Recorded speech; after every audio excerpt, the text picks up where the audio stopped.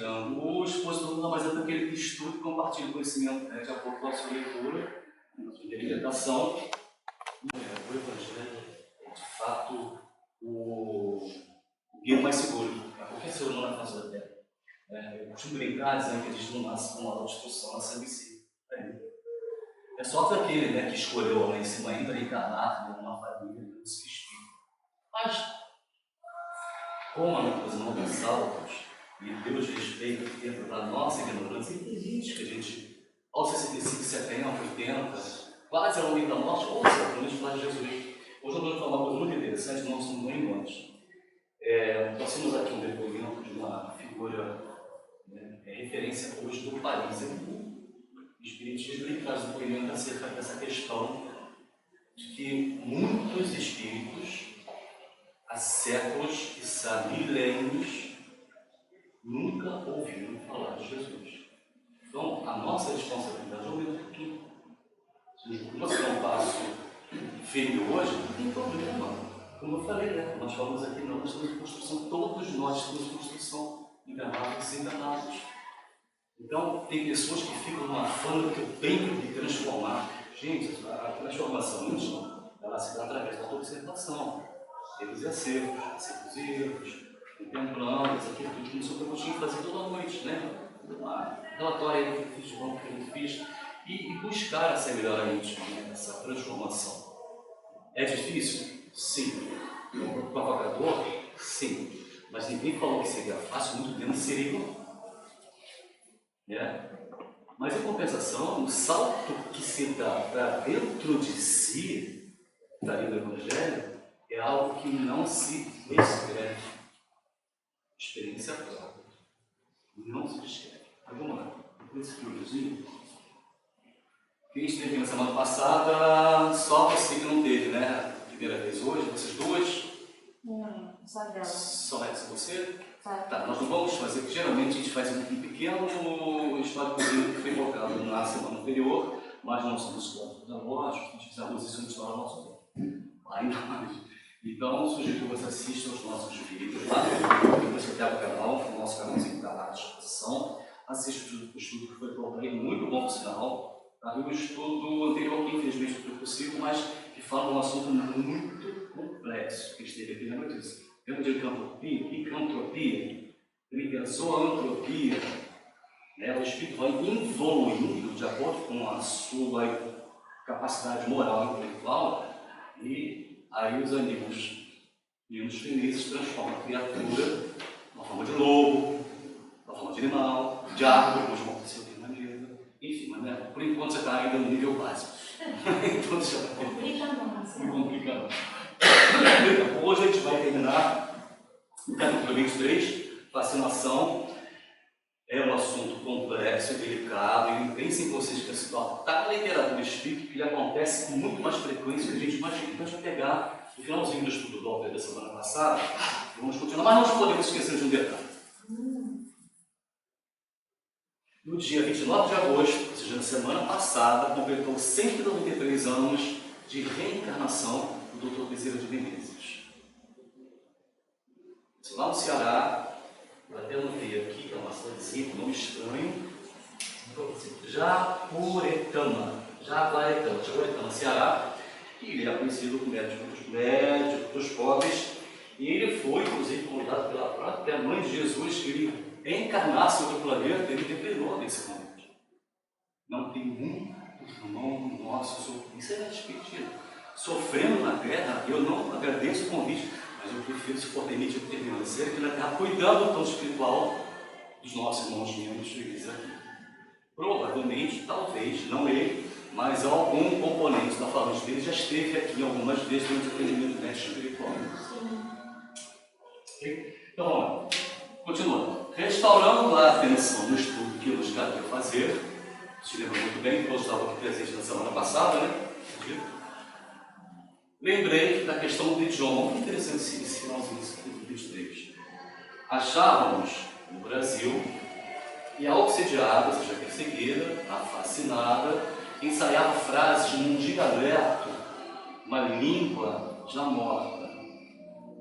Por que motivo não assinalava o pensamento da entidade, comunicante, claro, era uma média, uma intensa e conhecimento disso, a empolgar o cérebro em ondas insofreáveis, ou seja, incontroláveis, transformando-a, ou, em palavras do português corrente, qual acontecera em numerosos processos de intercâmbio sob nossa observação. Então, Luiz Alves e por aí vai, todos nós conhecemos as personagens reais dessa obra.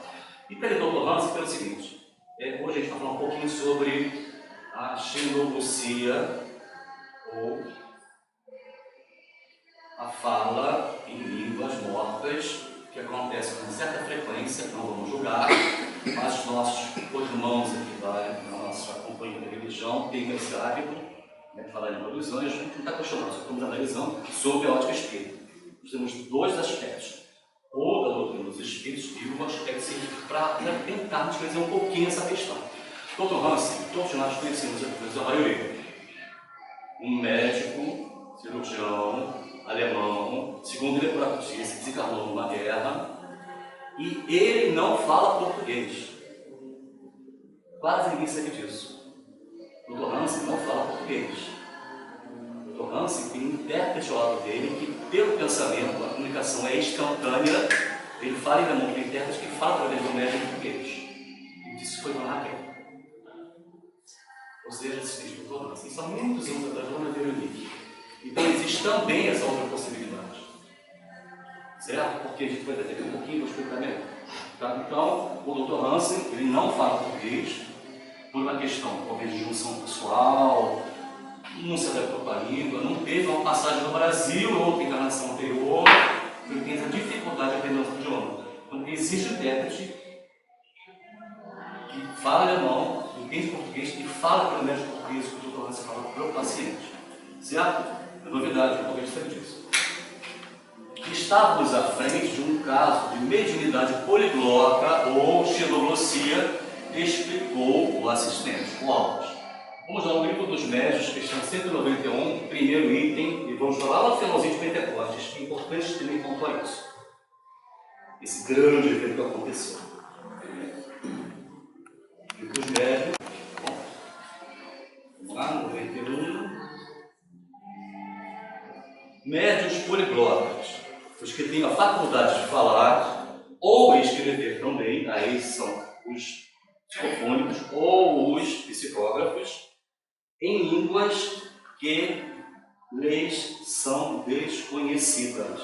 E são muito raros mesmo. Acontece com muita pouca frequência. Hoje em dia se precisa mais disso. Por isso nós fazemos Pentecostes, vou falar um pouquinho desse evento lá atrás. E o que significa xenoglossia? Do grego, xeno, estranho, estrangeiro, desconhecido, e glossa, também do grego, língua, fala, idioma. Então, xenoglossia vem do grego. E nós vamos agora acompanhar o depoimento de Walter Pereira Franco, muito interessante sobre isso, de um caso que aconteceu com ele lá no Amazônia do Caminho. E aí depois a gente vai explicar por que aconteceu esse evento com o Divaldo e explicar qual é a interpretação através da ciência material. Ok? Vamos lá?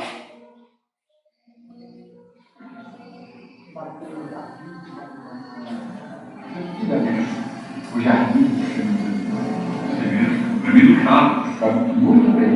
E você sabe quem ele era? Sim, eu sei, mas quando passou lá para ele? Fala para a gente. No Nabucodonosor. Não é encontrar aqui na terra. Sabe, você me lembrou uma coisa muito poderosa. Quando os nomes seguiam o Dr. Camilo Chaves, 1952, na nossa vida, nós ficamos muito amigos. Eles estavam escrevendo o livro.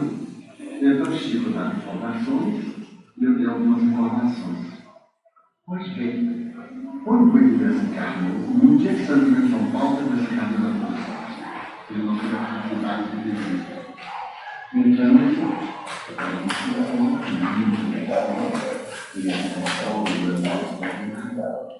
mas depois de um mês ou dois, ele começou a ouvir gemidos. Coisas não nossas. Então, talvez ele já estava com eles, mas o que é isso? Talvez são os babilônios. Aqueles que você cegou. Pois aí cabe apenas a doença. Ele é o autor do vidente para furar os olhos de uma só vez.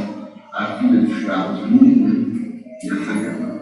Eles estão no vale de sofrimento. Meu nome do desejo. Portanto, são mais de 2.400 anos. Aquele sofrimento horrível, como se fosse na noite da morte, que ficou finalizado. E na verdade, o que eu devo fazer? Então, desejo dizer para mim, você deixou na terra muitos amigos. Seja o padrinho da reencarnação deles. Você vai poder pedir aos seus amigos para o reencarnar. E ele, então, que vai dizer de volta, você aceitaria 10 babilônios? Aqui na nossa caminho, logo 10 babilônios. Mas vamos ver. De repente, foram aparecidos, jogados na rua. Todos eles não aprenderam a língua portuguesa. Não foram além da segunda série. Repetiam, e não tinha a matriz das línguas atuais, os babilônios. Hoje, todos eles mortos. Afrodescendentes, mestiços, assim, de um povo brutal, mas curioso, sem conseguir falar o português. Alguns gatos e alguns me perguntaram de deles, especialmente, eles saíram da posição. A primeira coisa que eu fiz foi telefonar. Que o Odivaldo, eu disse, senhor fulano, como o senhor conheceu? Foi e nós vimos, portanto, 10 passaram pela noção. Eu contei São Chico. E a gente percebe o seguinte: esses espíritos que encarnaram depois dos 1.400 anos, babilônicos, nunca aprenderam a outra língua, porque nunca reencarnaram após o último momento na Babilônia dos 1.400 anos, que não fosse a língua babilônica. Então, a questão da língua é restrita só a décadas ou séculos. Nós chegamos a 2.400 anos. 400 anos de Jesus, inclusive. E de observar como a cristalização mental, ou a fixação mental, no único ponto, ela é o tal do choro e ranger dos dentes que está lá na vida. Porque a criatura sofre, não toma consciência do sofrimento, insiste nas suas falhas. Isto é errado, porque não somos aqui juízes. Ela está experienciando o momento dela, até que um dado momento a providência divina concede, desde a criatura se arrependa ou não, porque também tem a questão das encarnações compulsórias, voltar para a carne, reencarna, e aí, nesse caso especificamente, não conhece uma outra língua, não ser a língua materna, a língua original, a língua materna, de 2.400 anos atrás. Ficou claro? Mas eles reencarnaram. Agora. Eles reencarnaram. Depois de 2.400 ficou claro, né? Não, aí o Bíblia fala que eles reencarnaram, Sim. com deficiências. Alguns com deficiência, Outros não coléricas. conseguiram se comunicar. Entendeu? Porque é normal, porque é como se fosse um programa de computador, Carla, é simples de entender, eles trazem para a linguagem contemporânea para facilitar até os mais jovens. O programa fica rodando ali, ele cristaliza, ele vira uma rocha, um cristal, na mente subconsciente da criatura humana. Ele não consegue acordar. Quando Deus permite a ele a oportunidade de comunicar, ele não tem outra matriz fonética que não seja aquela dele. Por isso a dificuldade de aprender o português, não passou da segunda e terceira série primária, muitos até gatos que não conseguiam articular a língua a ponto de reproduzir a nossa língua. Então, para reencarnar, depois de 2.400 anos do plano espiritual. Certo? E nós estamos fazendo só um viés científico de um camarada francês chamado Charles Duché, ele fala mais ou menos sobre isso. Ele foi por prêmio Nobel de Fisiologia, era um médico espetacular, foi prêmio Nobel em 1913. O Charles Duché, nasceu em 1850, na França, se casou lá também em 1935. Ele foi o pioneiro na parapsicologia. O que ele explica? E a gente encontra no doutrina dos espíritos.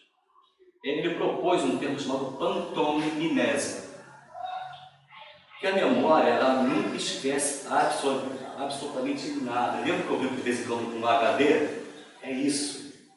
Vocês lembram do nosso trabalho apresentado no 17 de agosto sobre o subconsciente? Consciência não existe. Voltamos a falar novamente do mesmo assunto. não que a gente quisesse, aconteceu. A memória não esquece nada e tudo que a impressiona, os nossos sentidos, permanece fixado no cérebro inconsciente. O que é o cérebro inconsciente? Onde ele fica localizado? No pés. É lá que está o HD. Já, de 2.400 anos, inclusive.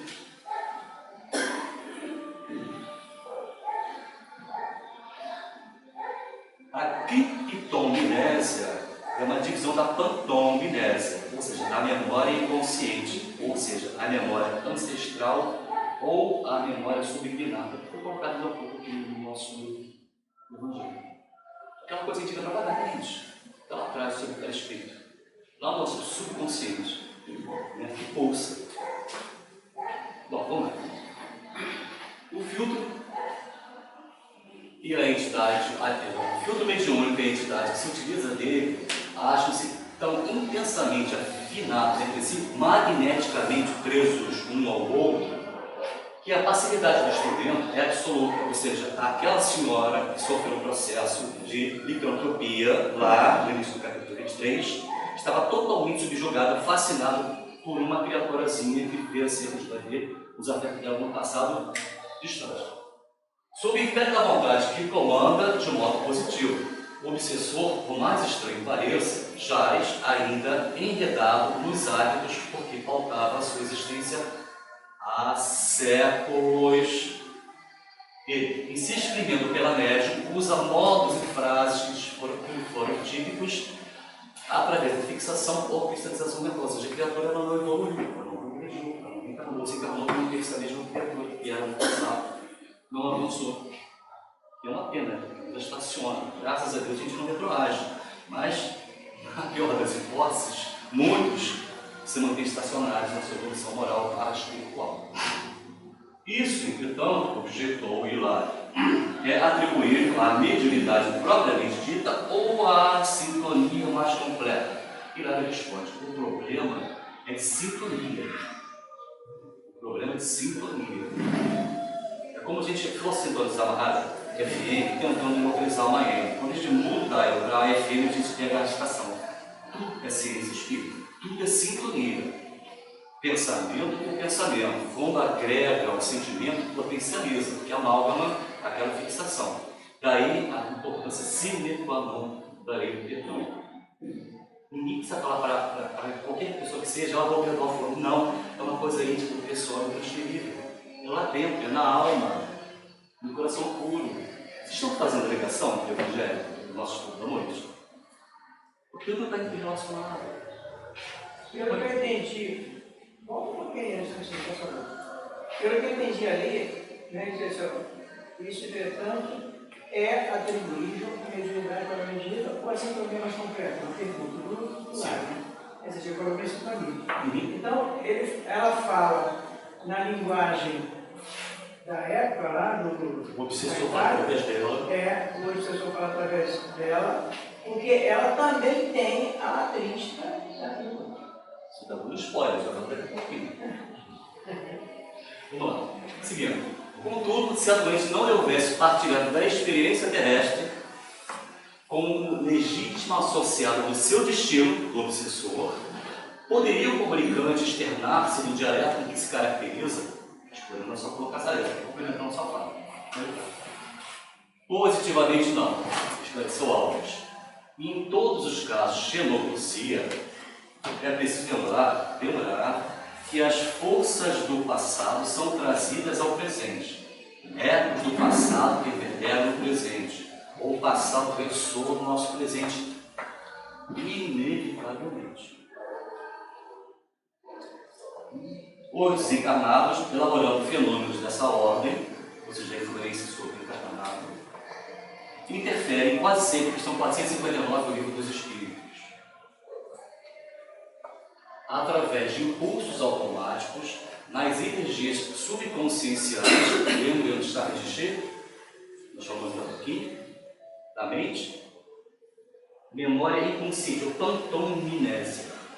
Ou seja, os registros que estão lá indelevelmente marcados de séculos, que são milênios, no nosso subconsciente. mas exclusivamente por intermédio de personalidades que lhes são afins do tempo, ou seja, é a aliança dos iguais. Certo? Por isso que o amor cobre multidão de pecados, entre aspas. Quando um médium analfabeto se põe a escrever sob o controle de um amigo domiciliado em nosso plano, lá no plano espiritual, isso não quer dizer que o mensageiro espiritual haja removido milagrosamente as pedras da ignorância, ou seja, da matriz linguística. E por que nós colocamos o asterisco aqui na casa, hoje não mais, embora ainda seja uma trabalhadora, nós tínhamos aqui uma irmã nossa que era analfabeta. E numa das primeiras reuniões na mediúnica, ela recebeu uma mensagem sem saber ler e escrever, só fazia bonequinho. E quando saiu do transe mediúnico, depois tem as reflexões, do normal, ela chegou para o nosso antigo presidente chorando por isso de leite. Eu não sei ler e escrever. Nessa encarnação, eu não sabia. Nessa encarnação. Mas a matriz dela já tinha as informações. Isso aí. Mostra simplesmente que o psicógrafo traz consigo de outras encarnações a arte da escrita. Delta aí, estou até dando spoiler aqui direto. Já conquistada e retida no arquivo da memória. No arquivo, por isso nós dizemos sempre que nós somos eternos. O corpo é perecível, mas o espírito, a alma, o ser pensante, não, ele é eterno.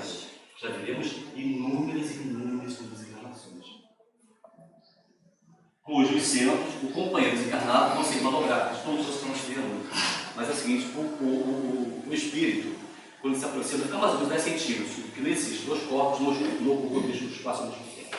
O espírito médium, Rio de Janeiro, o espírito comunicante. Tá? Sempre tem um terceiro elemento aqui nessa história, acompanhando. Quando o espírito evolui, quando a necessidade tão premente assim. Quando é o sofredor, sim, há necessidade, porque vai conduzi-lo até a mesa mediúnica e aqui ele vai relaxar, imediatamente em transe mediúnico, ainda mais os seus registros mnemônicos, sobre as memóriazinhas, lá do capítulo 22, se não me engano, 21, e aí ele consegue penetrar, pode ser interessante, nos arquivos do médium.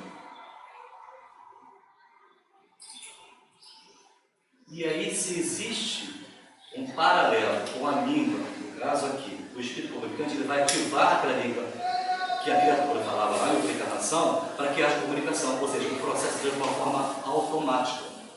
É uma dublagem, uma forma mais simples falando. E esse, no caso aí, é obsessão, mas a mesma situação funciona em qualquer caso. Quando a gente é palestrante, tem que Qualquer estudar para poder fazer a palestra, porque senão o nosso mentor espiritual não vai conseguir buscar nada que a gente não tenha na mente para falar. Não, e outra coisa, a gente estuda. Os outros expositores. E vocês lembram no dia 24 de agosto, quando nós tivemos aqui a presença do nosso companheiro Santana Marão, que era uma palestra, e na sua extrema modéstia falou que estuda. Ele veio apresentar um estudo. Nós apresentamos estudos. Né? Então, só para tirar uma concepção mal aqui colocada aqui para cá. Então, isso que acontece. Muitas das vezes a gente estuda, chega aqui e a gente esquece. Aí tem que trazer com a linha, porque tudo que a gente elaborou dentro da linha de raciocínio coerente, a gente, cara, muda. Porque o amigo espiritual, que está querendo falar no expositor, ele orienta, ele inspira. Ele sabe o que precisa ser dito naquele momento, porque ele tem lá dentro que está presente aqui na casa agora. E não aquilo que a gente pensou que ia falar. E às vezes a gente fala assuntos, situações que nem estava na nossa programação. Não estava. Está na nossa mente de estudos anteriores e você puxa na hora. Aí o processo anímico está lá consciativo, não é mediúnico, não é mediunidade, o processo que é o teu próprio ser manifesta aquela informação que ela vai casar exatamente no bem colocado, naquele momento. Vamos lá? Hilário fez o gesto encarnado do aprendiz e insistiu. Podemos concluir então que se a enferma fosse apenas médium, que não é o caso, do processo de obsessão ferrenha, vai além, é fascinação. É o último estágio, né? Todo o processo é o último estágio. Sem o pretérito militar, testemunho, ou seja, houve uma relação entre os dois, perseguida e perseguidor. Estavam imantados magneticamente pelos fios perispirituais que ligavam um ao outro. uma reencarnou, o outro foi no plano espiritual. E num dado momento, muitas das vezes acontece, a pessoa passa toda uma existência e fala, tão bom, e a gente também escolheu, né? Que o obsessor, ele não localiza a criatura humana. Ou, quando a criatura humana encarnada, ela se espiritualiza, ela muda sua frequência vibratória e o perseguidor, ele não consegue mais localizar. Ou o perseguidor se arrepende porque o perseguido se modificou e muda sua frequência. E muitas das vezes o perseguidor se transforma em espiritual. É assim que é. Vamos lá? A entidade não se exprimiria por ela numa extensão cultural diferente da que lhe é própria. Ou seja, linguagens iguais, idênticas, convivem em comum, tiveram uma relação muito, possivelmente, extremamente conflituosa, que gerou essa fascinação na atual encarnação da senhora. Sim, sem dúvida alguma, aprovou o instrutor. Em mediunidade, há também o problema da sintonia no tempo. Nós pegamos como exemplo apenas aquela história dos babilônicos, o Dival, que criou aqueles espíritos. E aqui também, já que tempo e espaço não existem por serem convenções criadas pelo homem, no plano espiritual, aí voltamos a falar, o choro e a ranger dos dentes é aquele sofrimento máximo que a criatura sofre, principalmente na necessidade. Porque na matéria, o sofrimento é amortizado pelo corpo físico. De uma forma até bem humorada, isso é como se fosse uma aspirina biológica. Graças a Deus. E ele permite isso, perfeito. Seguindo. E de olhar d'água acentuou. O fato sob nossas vistas pode ser, de certo modo, comparado às correntes d'água, cada qual tem o seu nível. As águas à flor da terra, aquelas mais de superfície, né? Guardam a serventia e o encanto que são peculiares. Contudo, somente as águas profundas, olha o subconsciente novamente, encerram o tesouro educado ou inculto das enormes forças latentes. Então, o nosso subconsciente é poderoso. E graças a Deus temos sempre usado, a gente vai fazer muita coisa. Não é? Isso não quer nem certo, né? Vamos lá. E que podem ser convenientemente utilizadas quando aquelas são trazidas à superfície, ou seja, as que estão embaixo, aquelas águas mais densas, mais escuras, se bem orientadas, a gente conseguir extrair delas o que tem de melhor lá dentro, o que vai trazer aqui em cima na superfície, melhor que nós. Vamos lá. A lição era de súbito, ou seja, alto valor, então fazer, se necessário, agir no trabalho assistencial. Eles estavam naquele momento observando aquele caso. Nós sabemos muito bem que a Vera Luísa é considerada a porta do além. Então, eles, com aulas, milagres, estavam várias casas, várias reuniões mediúnicas, para que a Vera Luísa extraísse aquelas experiências mediúnicas e trouxesse para nós através de Chico Xavier. Não é? Como julgando nosso esforço, separamos de alguma sorte o algoz da vítima, o perseguidor da perseguida. E veja bem que nada acontece por acaso não, tá? Porque a contabilidade divina é perfeita. Nós é que nos equivocamos, mas nós estamos no caminho certo. Só um pouco, o passinho que você vê na direção do seu crescimento, interior, já é um passo gigantesco para o espiritual. Porquanto, segundo o apontamento do nosso orientador, continuassem unidos pela fusão magnética, pela junção magnética, pelo magnetismo. Entenderam? É a ciência espírita sendo colocada à luz do nosso conhecimento. Todos nós estamos aqui intrinsecamente conectados uns aos outros pelos nossos pensamentos e sentimentos. E mesmo aqueles que não puderam vir também estão conosco de uma certa forma. Os irmãos espíritas estão aqui, trocando com a gente, aprendendo com a gente, ensinando a gente. Né? Mesmo à distância e independente do tempo, como olhado por as aulas que colocou ali atrás.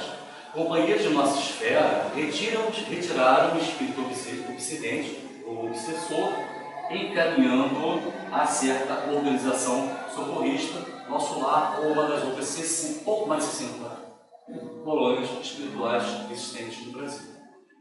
Eu não sabia que o nosso lar foi assim no Rio de Janeiro, tá? Ainda assim, a doente gritava, afirmando estar à frente de medonho estrangulador em via sufocada. Agora é apenas fenômeno alucinatório, ou seja, o trauma foi tão grande que o trauma estava reverberando, ressonando lá na mente dela, que já não havia mais ali o perseguidor, ou seja, o sofredor de vida passada. Natural, onde? Natural em processos de fascinação, como este lá no livro dos médios, questão 239, também.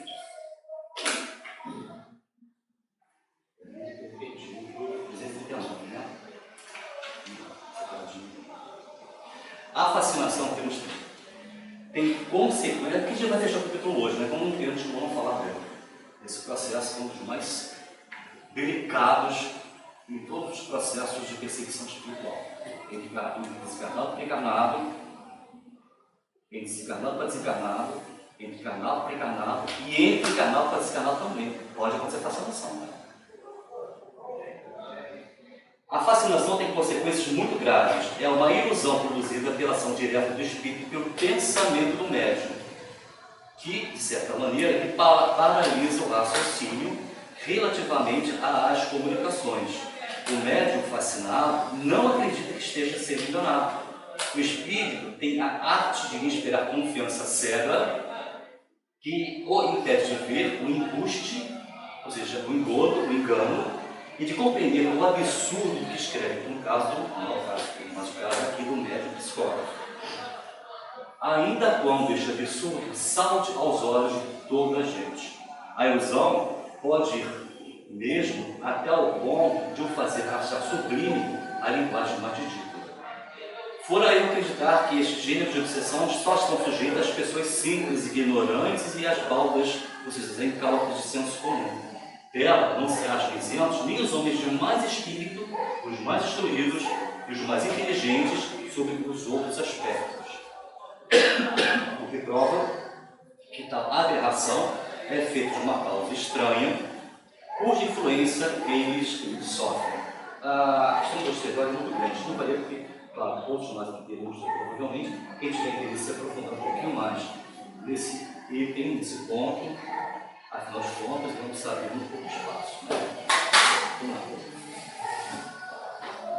Gradativamente, a enferma, ou seja, aquela senhora, né, que estava no processo de entropia, acabou-se. Fim da crise, interrompeu o nosso orientador sobre remédio definitivo à dolorosa situação que, com grave tom, inflexão de voz, respondeu: a doente está sendo preparada tendo-se em vista uma solução justa para o caso. Ela, o verdugo, ou seja, o perseguidor, em breve serão mãe e filho. Dá tempo. Herodes, quando soube que o Messias estava na Bíblia, viria para salvar o povo judeu do jugo romano e da questão da religião, mandou matar todos os meninos de até 2 anos de idade. Está na Bíblia. Há 2000 anos atrás. Ok. Muitos meninos foram mortos. A mão de Herodes. Um centurião romano também estava naquela vida e estava abreviando, né, a vida, a encarnação de muitos meninos. Chegou numa aldeia, Tendras, uma mãe com seu filho no colo, imagina, no extremo pavor, porque ela sabia que o filho ia ser morto, ia de braço dela, e fez o máximo que pôde para que o neném se mantivesse quietinho. Criança com um choque, ela chora. E ela foi percebendo que os passos do centurião foram se aproximando daquela tenda. Ela se recolheu de um cantinho e ficou lá. O centurião entrou, abriu a tenda, olhou para a mãe, olhou para o filho. Ela olhou com tanta piedade para os olhos daquele centurião que, quando ele levantou a espada para acertar aquele bebê, parece que alguma coisa tocou. Ele voltou, vai com a espada e foi embora. há 2000 anos atrás. Vamos dar um salto no tempo. No plano espiritual, várias mães, em desdobramento, como ainda no plano espiritual, foram consultadas se elas aceitariam receber aquele espírito do seu ventre, já encarnado, ou quando viessem encarnar, e uma criança aceitou. Todos declinaram. Por quê?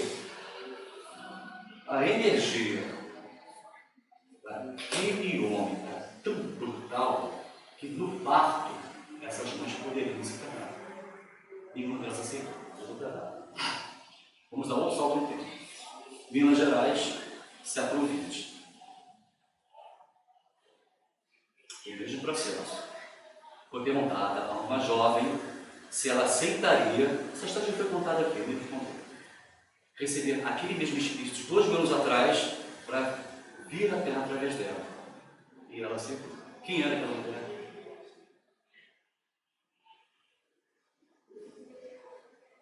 A mãe de 2000 anos atrás. Olha o amor. Aquela mãe, né? A mãe. E ele só O filho dela. Foi a única mulher que aceitou receber 2000 anos depois. Vamos lá.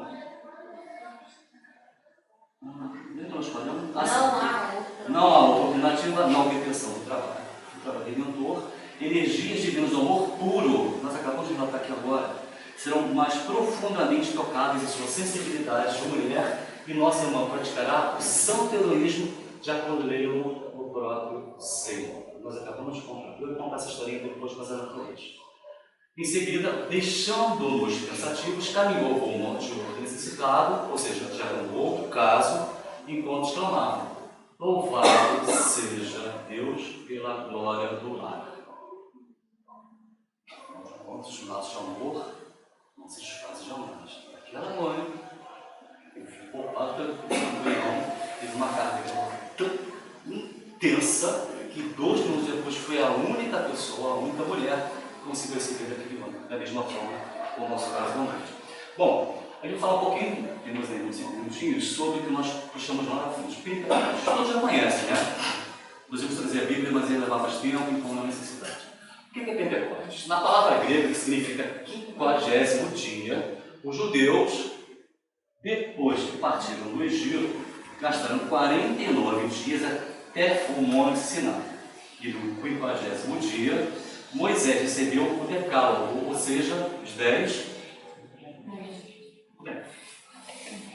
Em memória disto, instituiu-se a festa de Pentecostes, Penta, 50, que no cristianismo tomou um novo sentido.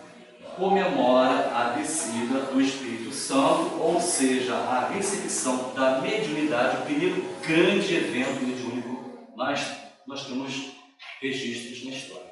Por Pentecostes. Todos os apóstolos do Cristo eram médicos. Jesus escolheu a Deus, ele sabia. Até porque Jesus nos conhece pelo nosso próprio nome. Gente, quem falou isso? Jesus nos conhece pelo nosso nome. Olha como é que nós somos ignorantes. Ele se esconde dele. Não precisa, gente. Não precisa. E aí os católicos têm o seguinte, nesse dia especificamente, Maria de Nazaré, junto com todos os apóstolos e os seguidores de Jesus, foram para o daqui a pouco, já esqueci até o nome. É um termo que ele é colocado em várias situações diferentes. Cenáculo.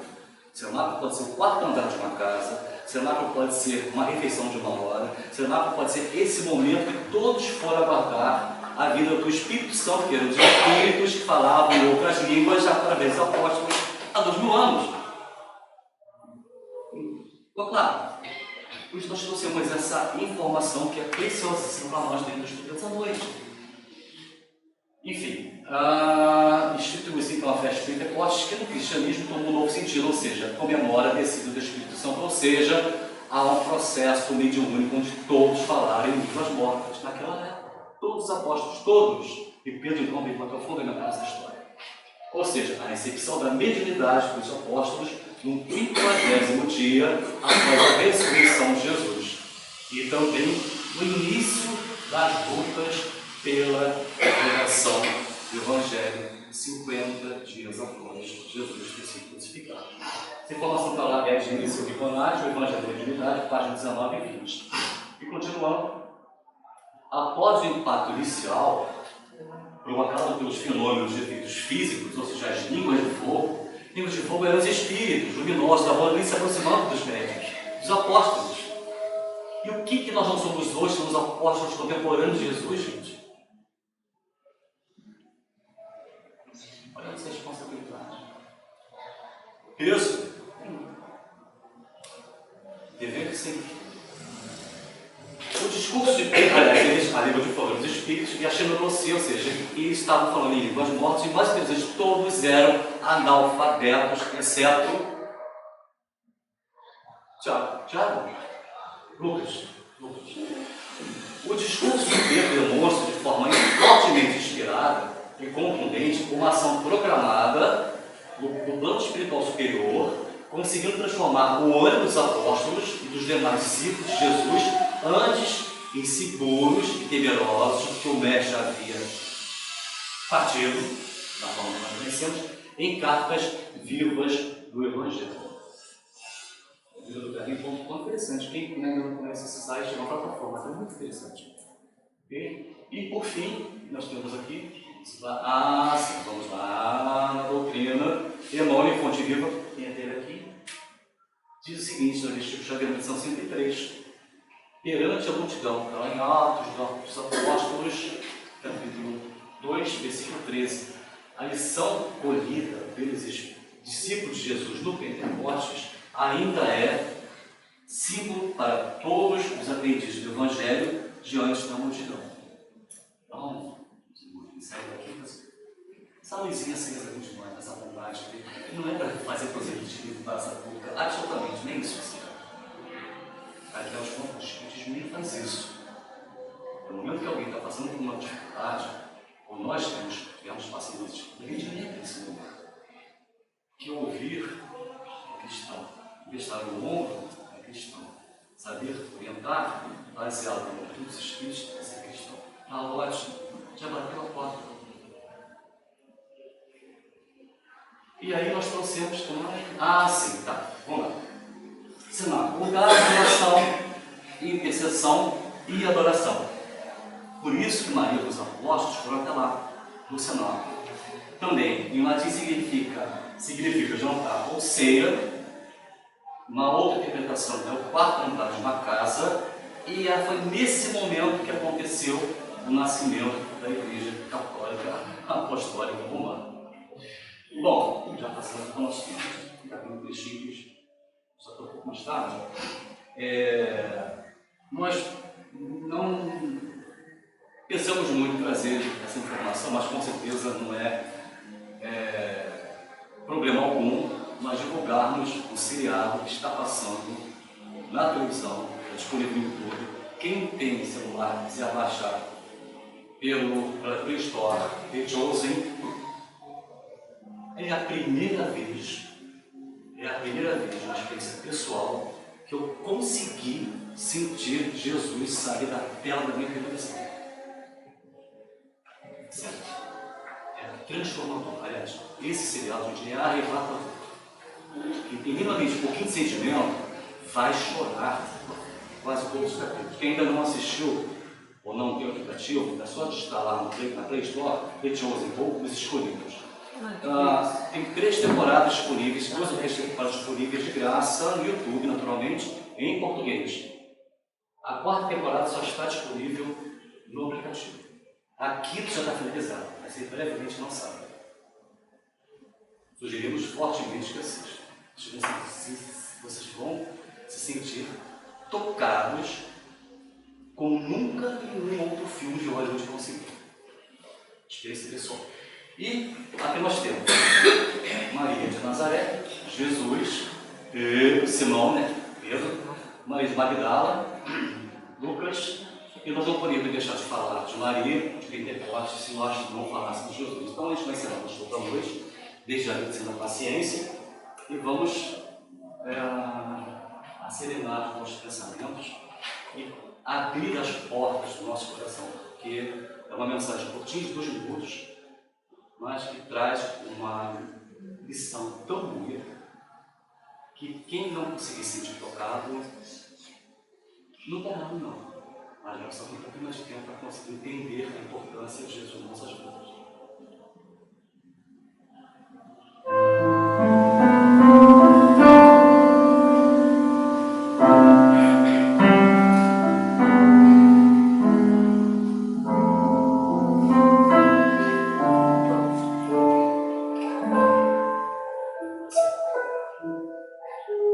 Ele veio quando a vida luz no mundo, tinha um olhar quente e profundo, e solene tinha voz. Ele veio, mãos vazias desarmadas, nem escudos nem espadas, só o amor por todos nós. Toda noite sem estrelas, Ele ilumina,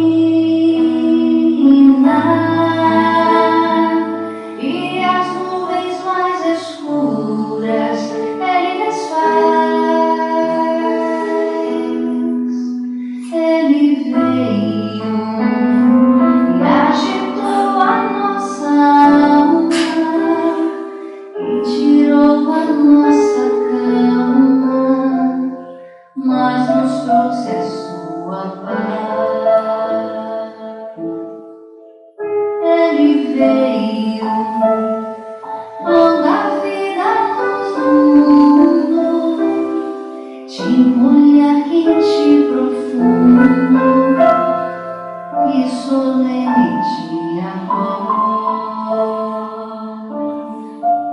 Ele veio, mãos vazias desarmadas, nem escudos nem espadas, só amor por todos nós. Toda noite sem estrelas, Ele ilumina, e as nuvens mais escuras Ele desfaz. Ele veio e agitou a nossa alma e tirou a nossa calma, mas nos trouxe a sua paz, mas nos trouxe a sua paz, mas nos trouxe a sua paz.